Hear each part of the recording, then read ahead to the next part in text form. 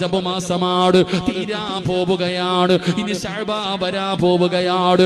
അതാ പുണ്യങ്ങളുടെ പൂക്കാലമായ വിശുദ്ധമായ റമളാൻ പടിവാതിൽ വന്ന് നിൽക്കുകയാ. മാറണേ വാപ്പാ, മാറണേ ചെറുപ്പക്കാരാ, പെങ്ങളെ ജീവിതത്തിൽ മാറ്റം വരുത്തേണ്ട സമയം കഴിഞ്ഞു മോളെ. പ്രായം കുറെ ആയില്ലേ, വയസ്സായില്ലേ, മുടി നരച്ചില്ലേ, ഒരുപാട് പേരുടെ മയ്യത്ത് കണ്ടില്ലേ. ഇനി എന്നാ ജീവിതത്തിൽ മാറ്റം വരുന്നത്? ഇനി എന്ന് നന്നാകാനാ? ഇനി എന്ന് നന്നാകാനാ? ഇനി എന്നത്തേക്ക് മാറ്റി വെച്ചിരിക്കുകയാ. അതുകൊണ്ട് എന്റെ പ്രിയപ്പെട്ടവരോട് പറയുകയാ, അല്ലാഹുവിനെ ഭയന്ന് ജീവിക്കണേ, ഖുർആനിനെ ബഹുമാനിക്കണേ, ഖുർആനിനെ ആദരിക്കണേ. ഒന്നുമില്ലാതെ തുടരുത്. കിബിലയുടെ നേരെ ഇരുന്ന് വേണം പാരായണം ചെയ്യാറ്.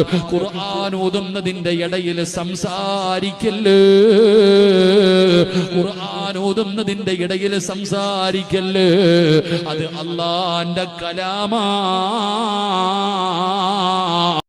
അല്ലാഹുവേ പടച്ചവരെ, എപ്പോ എവിടെ വെച്ചാണ് മരിക്കുന്നതെന്ന് ഞങ്ങൾക്കറിയില്ല. അല്ലാഹ് ഈമാനുള്ള മരണം നൽകണേ അല്ലാഹ്. ഷഹീദിന്റെ കൂലി കിട്ടുന്ന മരണം നൽകണേ അല്ലാഹ്. 40 പേര് നല്ലത് പറയുന്ന മരണം നൽകണേ അല്ലാഹ്.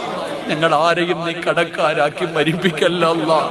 ഞങ്ങൾ ആരെയും നീ കടക്കാരാക്കി മരിപ്പിക്കല്ല അല്ലാഹ്. അല്ലാഹുവേ, ഞങ്ങൾ മരിച്ചു കിടക്കുമ്പോ ഞങ്ങളുടെ മുഖത്ത് നീ പ്രകാശം തരണേ അല്ലാഹ്. ഞങ്ങളുടെ ചുണ്ടിൽ പുഞ്ചിരി തരണേ അല്ലാഹ്. ഞങ്ങളുടെ നെറ്റിത്തടം വിയർക്കണേ അല്ലാഹ്. ഞങ്ങളുടെ മൂക്കിന്റെ ദ്വാരം വികസിക്കണേ അല്ലാഹ്.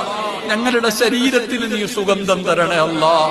അല്ലാഹുവേ, സാഹുവേ, എന്റെ ഉമ്മ പെങ്ങന്മാരെ നീ കൈവിടല്ലേ അല്ലാഹ്. ഒരുപാട് വേദന സഹിച്ചവരായി ഇനിയും നീ വേദനിപ്പിക്കല്ല റബ്ബേ. അറുത്തു മുറിക്കല്ല റബ്ബേ. കണ്ണുനീര് കുടിപ്പിക്കല്ല റബ്ബേ.